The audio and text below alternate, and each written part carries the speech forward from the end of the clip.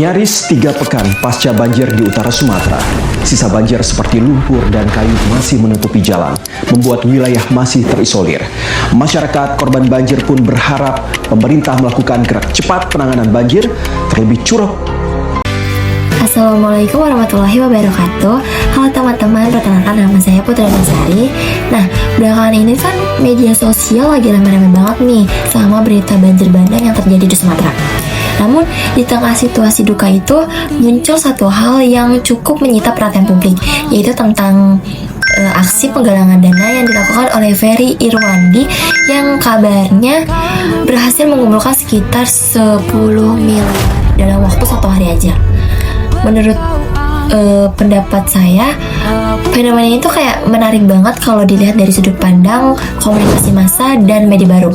Karena kan di era sekarang ini bukan cuma tempat buat hiburan aja kan, tapi sudah jadi ruang publik baru. Jadi siapapun tuh kayak bisa menyampaikan pesan, terus bisa menggerakkan massa, bahkan mendorong aksi nyata tanpa harus punya jabatan resmi. Nah, dulu kan kalau ada bencana gitu, informasi dan bantuan lebih banyak digerakkan lewat media besar atau lembaga formal kan. Tapi sekarang tuh satu orang dengan kepercayaan publik yang kuat bisa menggerakkan ribuan bahkan jutaan orang untuk ikut peduli. Disinilah saya melihat bahwa kekuatan utama media baru itu tuh ada pada kepercayaan dan pendekatan emosional. Soal pro dan kontrak yang muncul, menurut saya itu wajar sih. Ada yang mengapresiasikan, ada juga yang mempertanyakan. Bahkan sampai muncul perbedaan pendapat antara anggota DPR dan wakil presiden.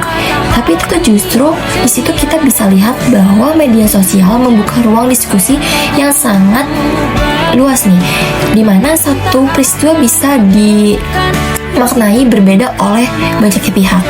Lalu apakah penggalangan dana ini bisa dibilang sebagai ajang personal branding?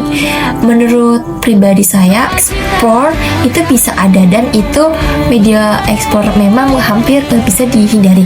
Tapi selama ini awalnya membantu proses transparan dan fokus tetap pada korban bencana.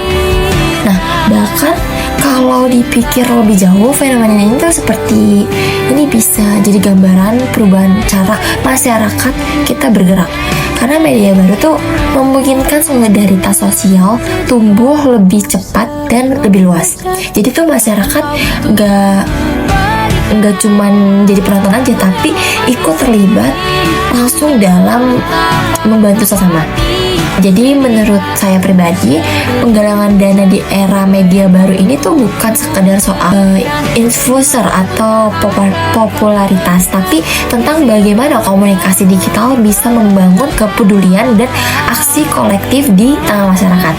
Mungkin itu aja sih opini dari saya. Terima kasih sudah mendengarkan.